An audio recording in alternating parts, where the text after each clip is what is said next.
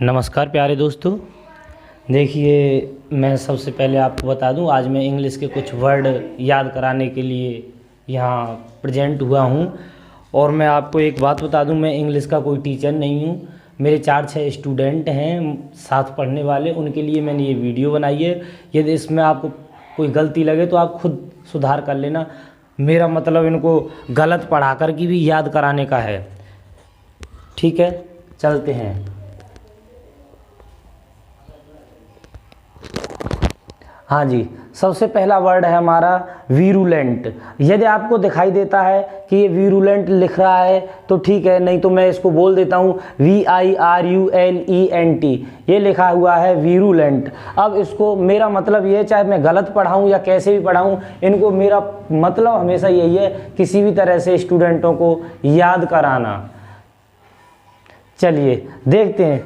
सबसे पहले मैं तुम्हें एक बात बताऊं, एक वीरेंद्र सहवाग क्रिकेट के खिलाड़ी हैं। जब वो बॉल को बल्ले से मारते हैं तो इतनी तेज़ी से मारते हैं कि उनकी जो बॉल किसी दूसरे प्लेयर के उस मेन पॉइंट पर लग जाती है कि उनके प्राण घातक हो जाते हैं। तो वीरुलेंट का मतलब होता है प्राण घातक। और प्राण घातक को इंग्लिश में एक दूसरा नाम और दे देते हैं, इसको बोलते हैं डेडली। डेडली दिख रहा है, मैं बोल दूं DEADLY लिखा है, इसको बोलते हैं डेडली। और डेडली और वीरुलेंट दोनों का मतलब प्राण घातक होता है। ठीक है, ये देखो इधर ये लिखा है अमेठी। भले ये अमिटी लिखा है लेकिन आप लोग इसको पढ़ो अमित। ये दिख रहा है अमित, वाई को एक बार छोड़ दो तो ये लिखा है अमित, और इसको पढ़ो अमित मेरा दोस्त है। इसको किस तरह से पढ़ेंगे? अमित मेरा दोस्त है। इसको इस तरह से पढ़ो, अमित मेरा दोस्त है। और अमित मेरा दोस्त है, और दोस्त को इंग्लिश में क्या बोलते हैं? फ्रेंडली।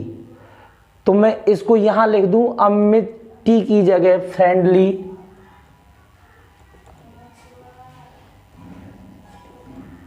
दोनों याद हो गए। अमित मेरा दोस्त है और दोस्ती को क्या बोलते हैं? फ्रेंडली। ठीक है, ये बात समझ में आई। इधर हम बात करते हैं तीसरे वाले वर्ड की। ये लिखा है ओमिट। ये ओमिट लिखा है, इसको ओमिट ना पढ़ के आप पढ़िए इसे मिट जा। ओमिट, यहां मिट लिखा हुआ है, इसको ओ को एक बार छोड़ दो, चाहे भले गलत पढ़ लो चाहे कैसे भी पढ़ लो, लेकिन मेरा पर्पज इनको शब्दों को याद कराना है। ओमिट को पढ़ेंगे मिट जा। मिट जा। और लेकिन मिट जा को अंग्रेजी में क्या बोलते हैं? डिलीट। डिलीट। आ रही बात समझने में? यहाँ वीरुलेंट पढ़ाया था, इसका मतलब डेडली प्राण घातक होता है। अमित मेरा दोस्त है, अमित से मेरी दोस्ती है, तो इसका मतलब फ्रेंडली हो गया। और ओमिट को पढ़ते हैं मिट जा, इसको पढ़ेंगे डिलीट। DELET। ठीक है, अच्छा अब चौथा वर्ड देखते हैं। इसमें लिखा है मॉलिफाई। मॉली को पढ़ो मॉल, इसमें अंडरलाइन कर लो मॉल।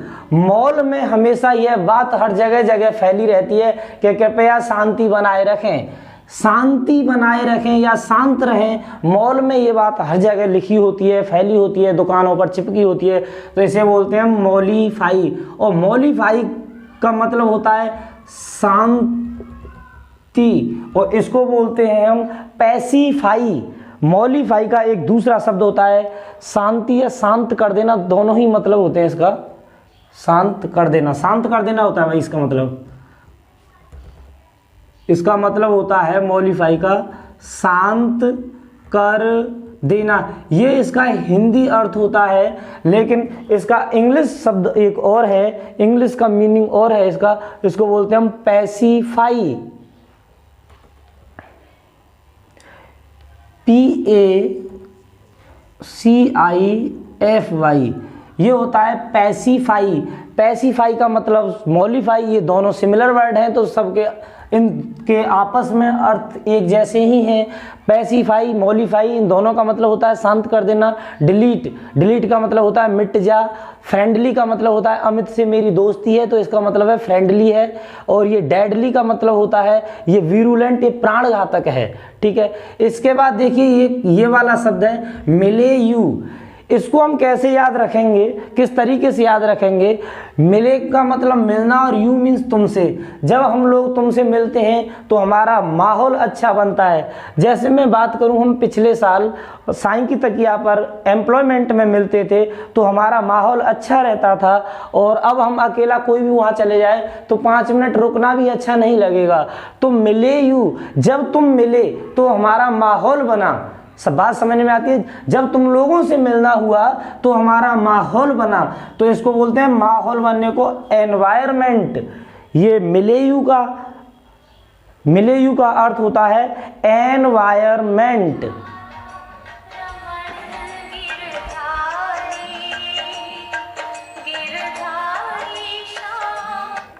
मिलेयू का मतलब होता है एनवायरमेंट।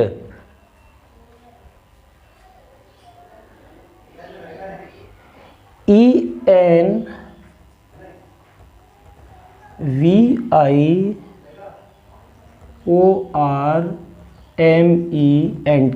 एनवायरमेंट। जब तुम मिले तो हमारा एनवायरमेंट अच्छा बना। मिलेयू और एनवायरमेंट दोनों का मतलब होता है माहौल। बात समझने में आती है? एनवायरमेंट और मिलेयू का मतलब होता है एनवायरमेंट। अच्छा देखिए, ये एक शब्द आता है नोमैडिक। इसमें मैड को अंडरलाइन कर लो। नो मीन्स नहीं और मैड बोलते हैं। जैसे खेत होता है इस तरह से खेत, तो खेत की जो मैड बनी होती है चारों बगल एक मिट्टी की ऊंची ऊंची बाउंड्री सी होती है छोटी छोटी, उसको मैड बोलते हैं। कई बार ऐसा होता है ये चिकनी मिट्टी वाले खेत होते हैं जहाँ काली मिट्टी होती है, उनकी मैड खत्म हो जाती है। तो खेत वाले जो होते हैं ना, वो अपने खेत के चारों तरफ घूमते हैं, बड़ी मुश्किल से उनको पता लगता है कि हमारा खेत यहाँ तक है। तो मैड का मतलब एक दायरा होता है, खेत का दायरा। तो इसका मतलब जब खेत की कोई दायरा नहीं है तो वहाँ घूमते रहते हैं। और नोमैडिक का मतलब होता है घुमक्कड़।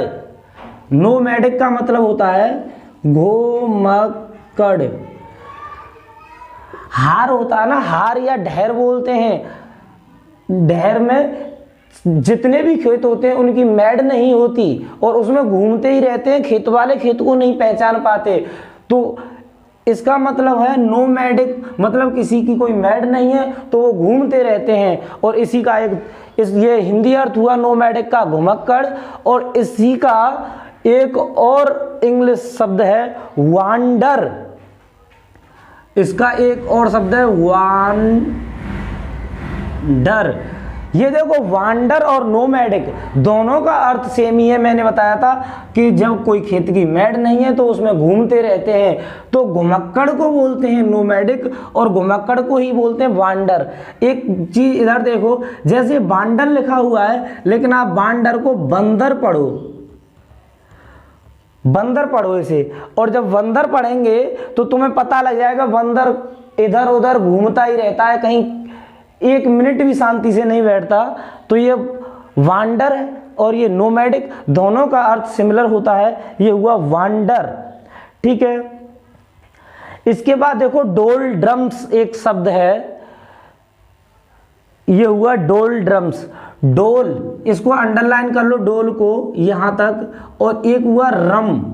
यदि कोई आदमी डोल बोलते हैं घूमने को, चल रहा है, गांव की भाषा में ये बोलते हैं डोल क्यों रहा है। कोई आदमी रम बोलते हैं, शराब का एक दूसरा नाम है शराब। शराब को पी के डोल रहा है, डोल ड्रम्स। कोई आदमी शराब पी के अगर डोल रहा है, घूम रहा है, चल रहा है तो वो कैसा आदमी है? दुखी इंसान है। तो डोल ड्रम्स का मतलब होता है दुखी, सैड। इसको डोल ड्रम्स को मैं यहाँ लिख दूं, इसको बोलते हैं सैड। और सैड एक पुराना शब्द है, हम छोटी क्लासों से पढ़ते आ रहे हैं, ये शायद सब लोगों को याद होगा।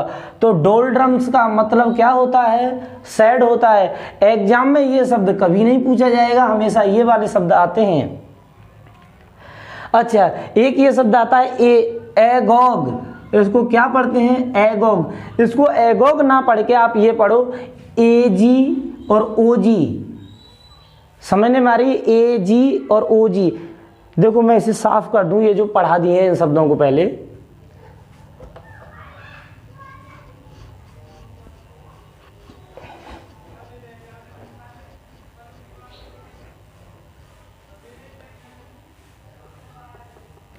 हाँ, अब अपने पास ये शब्द था एजी ओजी,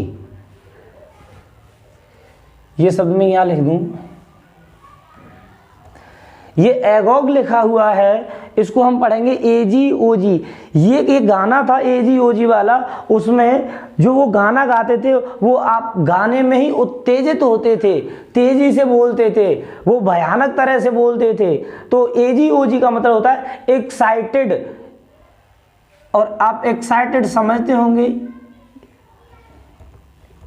एक्साइटेड का मतलब होता है उत्तेजित होना, एजी ओजी का मतलब होता है एक्साइटेड, उत्तेजित होना। समझने में आ रही है बात? अच्छा, एक शब्द ये था इनको हेट।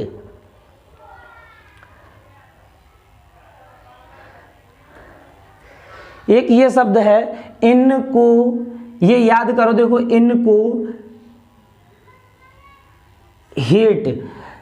मैं ये कह दूं, कई बार मीडियम वर्ग के जो लोग होते हैं, उनसे बड़े लोग होते हैं, वो हेट करते हैं, उनसे घृणा करते हैं। तो इनसे हेट, इनको हेट का मतलब होता है कि वो अविकसित हैं, निम्न वर्ग के हैं। जब उनसे घृणा करते हैं, इनको हेट, इनसे हेट मत करो, इनसे घृणा मत करो। और इनसे जो घृणा करने वाले वो जो लोग होते हैं, जिनसे घृणा की जा रही है, वो लोग कैसे होते हैं? वो अविकसित होते हैं, अनडेवलप्ड होते हैं। इनको हेट, अनडेवलप्ड,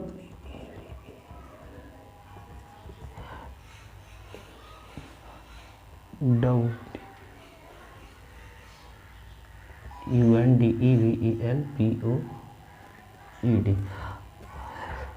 ये समझ में आई? इन, इसको इस तरह से याद रखो, इनको हेट को, इनको हेट लिखा हुआ है, इन अविकसित से घृणा मत करो। इनको हेट और अनडेवलप्ड दोनों का अर्थ सेम ही होता है। इनको हेट, इनसे हेट मत करो, ये अविकसित वर्ग के लोग हैं। ये वाली लाइन याद रखो इनके संबंध में। ये हुआ अनडेवलप्ड, इनको हेट।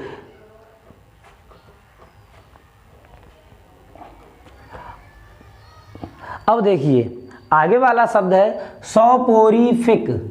ये होता है सोपोरिफिक का मतलब क्या है? देखिए सोपोरिफिक, कोई आदमी है, सौ का मतलब ये सो लिखा है, इसको मैं ऐसे करके सो मान लूं। कोई आदमी 100 पूरी खा गया, पूरी होती है खीर पूरी वाली, कोई आदमी 100 पूरी खा गया तो खाते ही उसको तुरंत नींद आएगी, ये तो क्लियर है ना। तो सोपोरिफिक का मतलब होता है कॉज ऑफ स्लीपिंग। सोपोरिफिक का मतलब होता है कॉज ऑफ,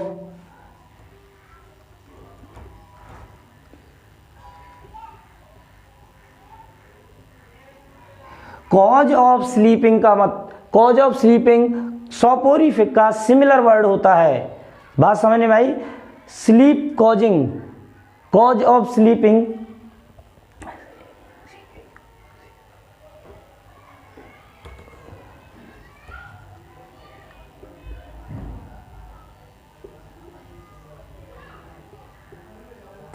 कोई आदमी 100 पूरी एक ही बार में खा जाता है तो खाने के बाद उसको नींद आएगी, तो ये हुआ सोने का कारण। सोपोरिफिक का मतलब होता है सोने का कारण। निंद्राजनक, जिसको हिंदी में बोलते हैं निंद्राजनक, मैं यहां लिख दूं, ये हुआ निंद्राजनक। सोपोरिफिक का मतलब होता है निंद्राजनक। अच्छा, अगला शब्द है अदाजी। ये देखो ये लिखा है दाजी। दाजी का मतलब होता है दादाजी। दाजी का मतलब दादाजी बोलते हैं, छोटे बच्चे बोलते हैं नहीं दाजी दाजी।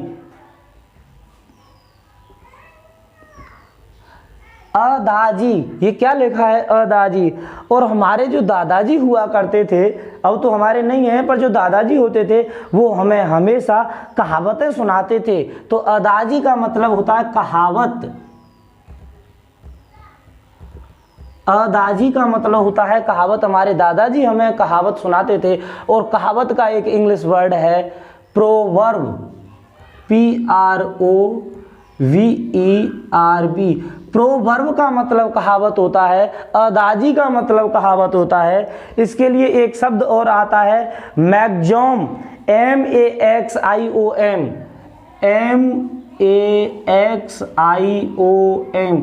मैक्सिम, प्रोवर्ब और अदाजी। ये समझने में आई। हमारे दादाजी हमेशा कहावतें सुनाया करते थे। तो ये जो 3-4 शब्द मैंने लिखे हैं ये वाले दिखाई दे रहे हैं, प्रोवर्ब, मैक्सिम, अदाजी। इन तीनों शब्दों का मतलब कहावत है। तुम्हें याद हो गए होंगे। कहावत का अगर इंग्लिश शब्द पूछा जाए तो अदाजी आएगा। ठीक है। अच्छा, अगला शब्द है अपना पर्सिमोनी।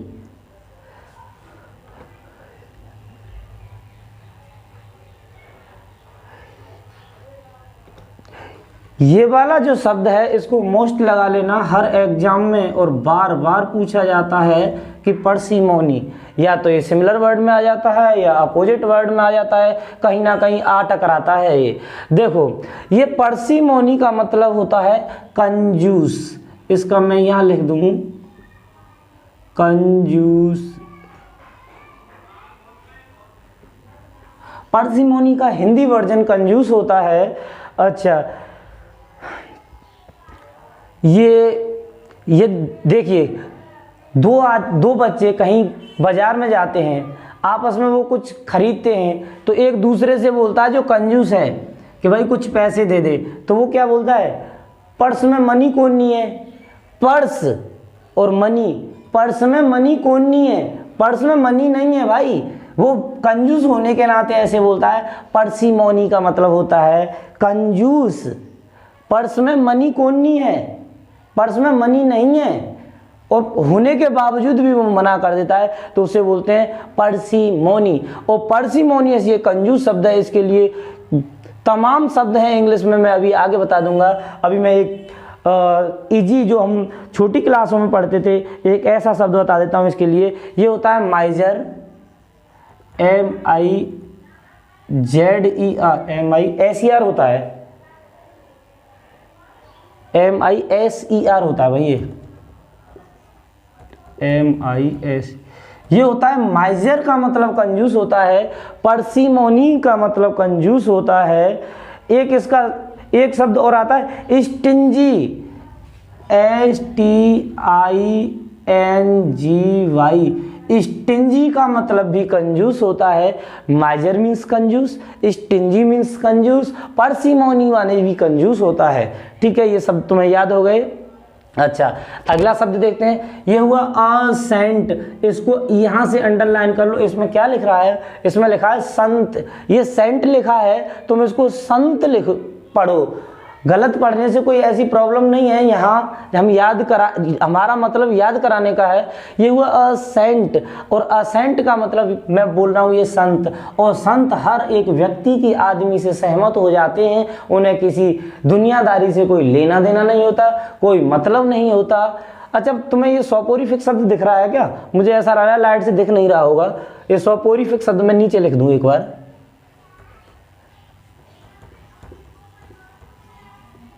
ये सोपोरिफिक शब्द है भाई, वहां शायद लाइट की वजह से नहीं दिख रहा होगा।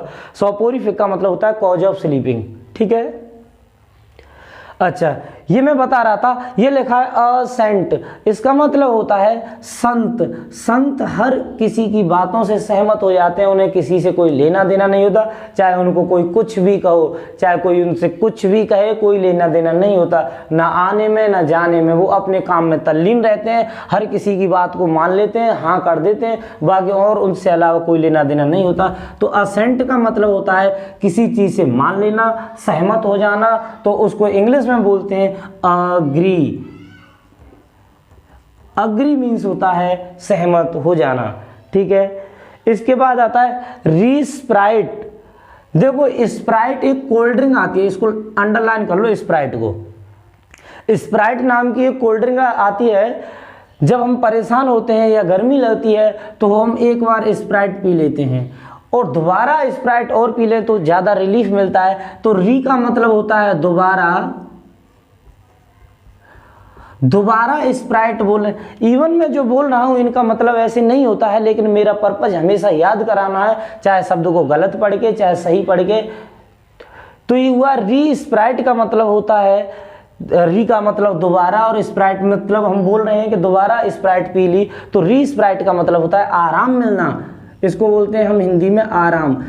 यदि हम स्प्राइट पी लेते हैं, कोल्ड ड्रिंक पी लेते हैं, तो हमें गर्मी से राहत मिलती है, गर्मी से आराम मिलता है। तो आराम के लिए इंग्लिश में एक शब्द है तुम्हारा रिलीफ। जैसे मैं इधर लिख दूं RELIEF, रिलीफ। ये हुआ रिलीफ मीन्स होता है आराम और री स्प्राइट मीन्स होता है आराम। बात समझ में आती है? रिलीफ और री स्प्राइट दोनों आपस में सिमिलर वर्ड हैं। रिलीफ मीन्स भी आराम है और री स्प्राइट मीन्स भी आराम होता है। ठीक है, अच्छा अगला शब्द देखेंगे।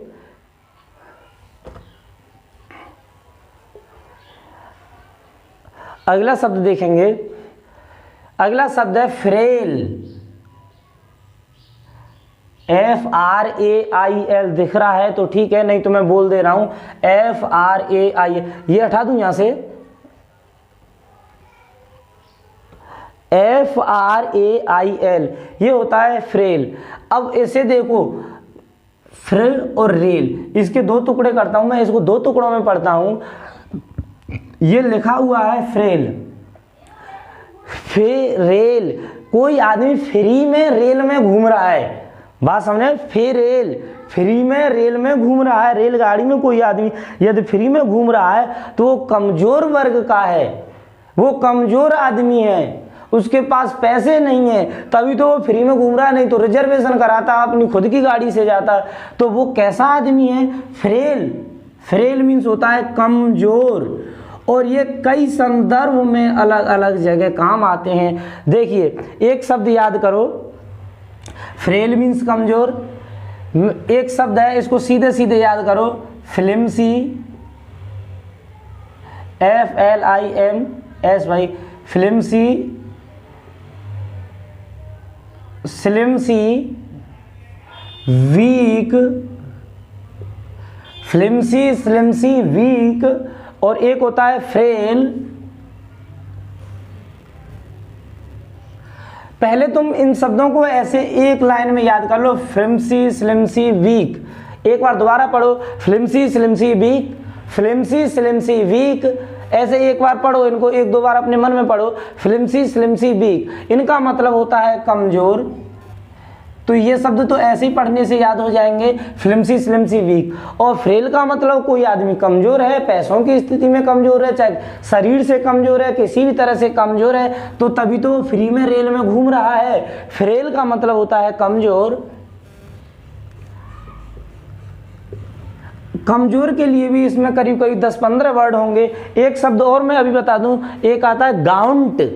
गाउंट मीन्स भी कमजोर होता है, GAUNT। एक शब्द होता है gaunt, flimsy, slimsy, weak, frail, gaunt. Gaunt means भी कमजोर होता है। जैसे गाउंट कब बोलते हैं? कोई आदमी लंबी अवधि के बीमार होने के पश्चात, कोई आदमी बीमारी के पश्चात तब कमजोर हो जाता है तो उसे गाउंट बोलते हैं, लेकिन होता तो कमजोर ही है, इसका मतलब तो कमजोर ही होता है। गाउंट मीन्स कमजोर, फ्लिमसी मीन्स कमजोर, स्लिमसी मीन्स कमजोर, वीक मीन्स कमजोर, और फ्रेल मीन्स कमजोर, गाउंट मीन्स कमजोर। बात समझ में? अभी तो तमाम वर्ड निकलेंगे, आज तो हम 30-35 ही वर्ड पढ़ रहे हैं। अच्छा, इसके बाद शब्द पढ़ते हैं पाओसिटी। ये याद हो गए, फ्रेल हो गया, फ्लिमसी हो गया, फ्लिमसी, स्लिमसी, वीक। याद करो, फ्लिमसी, स्लिमसी, वीक। अच्छा, इसके बाद देखो, ये हटा दूं अब,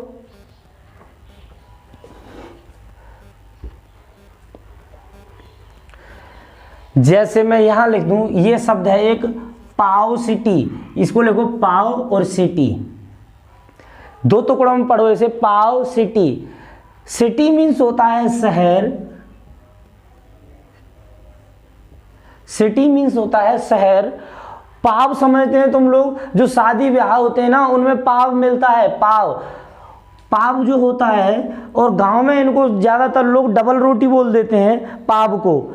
जो ये पाव होता है ना, जैसे पाव सिटी, उनके पास शहर में जो लोग पाव खा करके अपना गुजारा करते हैं, अपनी आजीविका चलाते हैं। शहर में कुछ ऐसे लोग होते हैं जो पाव खा करके अपनी जीवन यापन करते हैं, अपनी जीविका चलाते हैं। तो वो कैसे लोग होते हैं? वो लोग मतलब ऐसे लोग होते हैं उन पर किसी हर चीज की कमी होती है।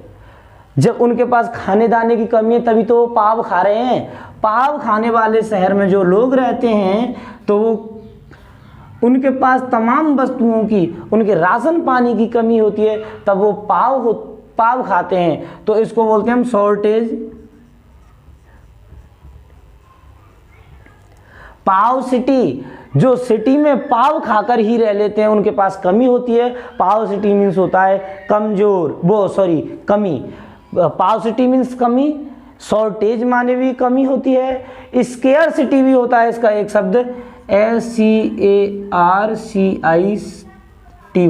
स्केयर सिटी, पाव सिटी और शॉर्टेज, तीनों का मतलब एक ही होता है, तीनों का मतलब कमी होता है। जो लोग पाव खा के, शहर में ऐसे लोग रहते हैं जो पाव खाते हैं, उनके पास हर चीज की कमी होती है, तो इसे बोलते हैं पाव सिटी। बात समझने में आई? पाव सिटी का मतलब क्या होता है? पाव सिटी का मतलब होता है कमी।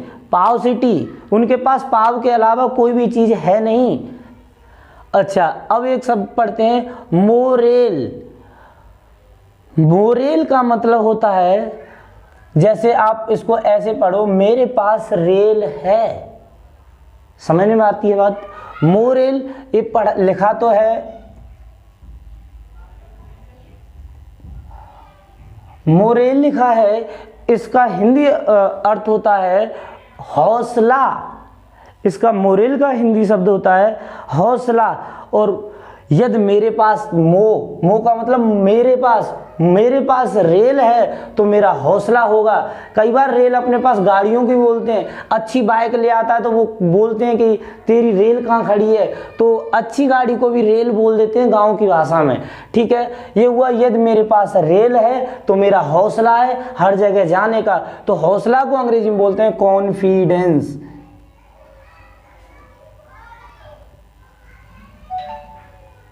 कॉन्फिडेंस, इसका सिमिलर वर्ड होता है कॉन्फिडेंस। मोरेल माने हौसला। अच्छा, एक शब्द आता है मेटल। मेटल का मतलब होता है धातु। यदि किसी व्यक्ति के पास धातु हैं, तमाम तरह की धातु हैं, जैसे सोना है, चांदी है, पीतल है, तमाम तरह की धातुएं मिलती हैं। जब वो धातु है तो उसमें हौसला भी है, उसमें हिम्मत भी है हर काम करने की। वो गाड़ी खरीद सकता है, मकान बनवा सकता है। तो हर चीज़, जब उसके पास सोना होगा, धातु होंगी, उनको बेच के हर काम करने की उसमें हिम्मत होगी। तो इसको बोलते हैं, मेटल का मतलब होता है करेज, साहस। करेज मीन्स होता है साहस, और मेटल मीन्स होता है साहस, और मोरल मीन्स होता है कॉन्फिडेंस। इसको बोलते हैं हौसला, इसको बोलते हैं हिम्मत। ठीक है। अच्छा, इसके बाद आता है एलास्टिक। इसका इंग्लिश शब्द होता है फ्लेक्सिबल। सबसे पहले तो तुम्हें यह पता होना चाहिए कि फ्लेक्सिबल आखिर होता क्या है, फ्लेक्सिबल कहते किसे हैं, किस तरह के दिख रहे हैं भाई आपको ये शब्द लिखे हुए। तो ये फ्लेक्सिबल जो होता है, ऐसी चीज वो मोड़ी जा सकती है, खींची जा सकती है, वो फ्लेक्सिबल होती है। जैसे मैं बात करूं रबड़ की, रबड़ फ्लेक्सिबल होती है। ठीक है, इसको हिंदी में लचीला बोलते हैं, रबड़ नहीं बोलते। ये मैं इसका एग्जाम्पल बताया हूं। फ्लेक्सिबल को बोलते हैं लचीला। जिसको मोड़ा जा सकता है, खींचा जा सकता है, अपनी वास्तविक स्थिति के अनुरूप कैसे भी उसको कर सकते हैं, उसको बोलते हैं हम फ्लेक्सिबल। अच्छा, एलास्टिक का मतलब क्या होता है? ये भी फ्लेक्सिबल होती है। एलास्टिक वो होती है जो अपने पाजामे में रबड़ डली होती है, उसको एलास्टिक बोलते हैं ना, वो खिंच जाती है। बात समझने में आती है? वो होती है एलास्टिक। एलास्टिक कैसी होती है? फ्लेक्सिबल होती है, वो खिंच जाती है। अच्छा, एक शब्द आता है रॉकीज। रॉकीज बोलते हैं, रॉकी बोलते हैं चट्टान को। अच्छा देखिए, रॉकी का मतलब होता है चट्टान और रॉकीज का मतलब होता है एक ऐसा आदमी जिसको अनुभव कम हो, इनएक्सपीरियंस पर्सन। जैसे हम बात करें हरिद्वार, देहरादून, मंसूरी, इधर पहाड़ों की ऊंचाई पर कोई व्यक्ति गाड़ी चला रहा है, अपनी कार चला रहा है, तो साइड में चट्टान पड़ी हुई है। बात समझ रहे हो? साइड में चट्टान पड़ी हुई है, यदि वो अपनी गाड़ी चट्टान से टच कर देता है तो वो कैसा आदमी है? उसको अनुभव कम है, अनएक्सपीरियंस पर्सन है। तो रॉकीज का मतलब होता है अनुभवहीन व्यक्ति। इसका हिंदी अर्थ में लिख दूं तो ये होता है अनुभवहीन व्यक्ति, रॉकीज।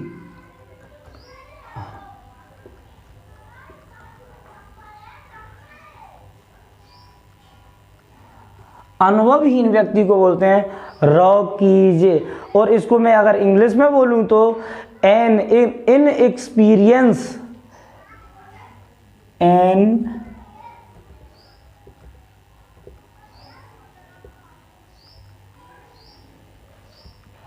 Inexperienced person. ऐसा आदमी जिसको अनुभव नहीं है, वो गाड़ी चलाने में चट्टान में टच कर देता है, चट्टान से गाड़ी को बढ़ा देता है, तो वो अनुभवहीन व्यक्ति है। तो इसका सिमिलर वर्ड होता है रॉकीज। रॉकीज का मतलब होता है एन इनएक्सपीरियंस्ड पर्सन। ठीक है, इसके बाद बात करते हैं पेंसिव। देखिए, कई बार हम लोग एग्जाम देते हैं और एग्जाम के समय कोई क्वेश्चन आते आते भूल जाते हैं, तो एक जगह बैठे रहते हैं और पेन इस तरह से यूं माथे पर ऐसे लगा लेते हैं और लगा के टेबल पर बैठ जाते हैं। तो वो स्थिति क्या होती है? पेंसिव, हम विचार मग्न हो जाते हैं, सोचते रहते हैं। तो पेंसिव का मतलब होता है विचार मग्न। विचार मग्न, इसे क्या बोलते हैं हम? विचार मग्न। पेंसिव का मतलब होता है विचार मग्न। और इसको इंग्लिश में बोलें तो थॉटफुल, THOUGHTFUL। ये दोनों आपस में सिमिलर वर्ड हैं, पेंसिव और थॉटफुल। ठीक है, विचार मग्न है, इनका हिंदी अर्थ है विचार मग्न। पेंसिव, ये याद हो गया होगा, एग्जाम देते समय हम पेन को ऐसे माथे पर लगा के उस विचार मग्न हो जाते हैं, तो ये होता है थॉटफुल। अच्छा, एक शब्द आता है विहीम। ये लिखा है विहीम। अच्छा, कौरव भी वो 5 पांडव थे, अर्जुन, भीम, नकुल, सहदेव। जब ये पांडव थे तो उनमें भीम कैसा व्यक्ति था? वो सनकी था। कैसा था? सनकी। भीम को बोलते हैं सनकी व्यक्ति। ठीक है, और इसका इंग्लिश वर्ड होता है कैप्रिसियस। कैप्रिसियस का मतलब होता है कैप्राइज होता है, विम्सी भी होता है।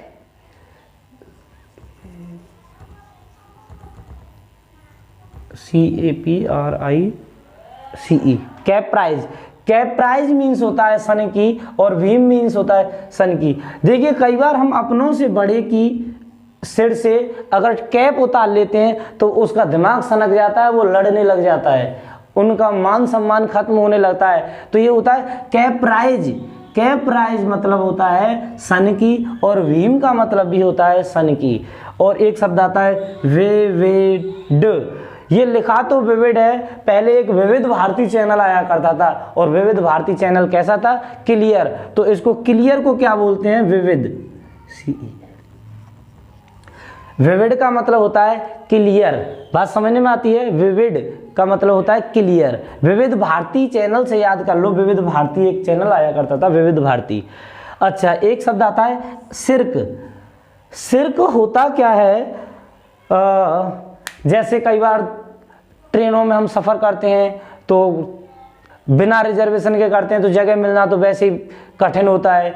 यदि एक सीट पर पहले से ही 4 लोग बैठे हैं, हम जाके उनको बोलते हैं, मतलब राजस्थान के जो लोग होते हैं ना, वो सड़क ऐसे बोलते हैं, नहीं थोड़ा साइड में सरक जाओ, तो वो सड़क को सिर्क बोलते हैं, सर्क नहीं बोलते, वो सिर्क बोलते हैं। तो वो 3 लोग जो बस रेलगाड़ी में बैठे हैं उनको बोलते हैं सिर्क, सिर्क। तो उनको क्या बोलते हैं? सिर्क, सड़क जाने को बोलते हैं सिर्क। और वो जो बैठा है गाड़ी में तो वो उसकी बात को अवॉइड कर देता है, नकार देता है। तो सिर्क का मतलब होता है नकारना, नकारना। वो देखकर भूल जाता है, अनदेखी कर देता है, सिर्क सिर्क करता रहता है, लेकिन वो उसके कान पर जू नहीं रेंगती। तो सिर्क का मतलब होता है नकारना, ठीक है। और इसका इंग्लिश वर्ड बोलते हैं अवॉइड। अवॉइड मीन्स होता है नकारना, भूल जाना, देख देना, छोड़ देना। ये होता है सिर्क। सिर्क का मतलब अवॉइड। एक शब्द और है, ये हुआ एगोनी। ये शब्द क्या लिखा है? Agony, AGONY। एगोनी का मतलब होता है पेन। अच्छा देखिए, ये एगोनी की जगह आप इसको अग्नि पढ़ लो। ये हुआ अग्नि। अग्नि में हाथ दे के देखना, पता लग जाएगा कि क्या होता है, दर्द होता है या नहीं होता है, कष्ट होता है या नहीं होता है। इसे बोलते हैं हम पेन। एगोनी का मतलब हम अग्नि पढ़ेंगे तो पेन, पेन का मतलब कष्ट, दुख, ठीक है। आज के लिए इतना ही पर्याप्त है। क्या बीच से कोई शब्द रह गया है क्या? हाँ 2 शब्द छूट गए भाई, ये कल बता देंगे। इससे पहले एक शब्द है डिफंक्ट और इवुलियंट, ठीक है। ये शब्द देख लेना और इनको 1-2 बार पढ़ लेना, सारे याद हो जाएंगे। आज के लिए इतना ही पर्याप्त है, कल फिर मिलेंगे।